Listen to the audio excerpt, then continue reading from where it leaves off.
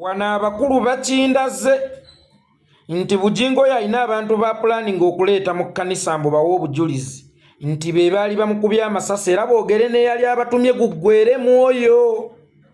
Wana abakulu nze bakindaze Bujjingo oyina abantu b'oyagala okukubiramu enkyungwa naye nkutaddeko abiri.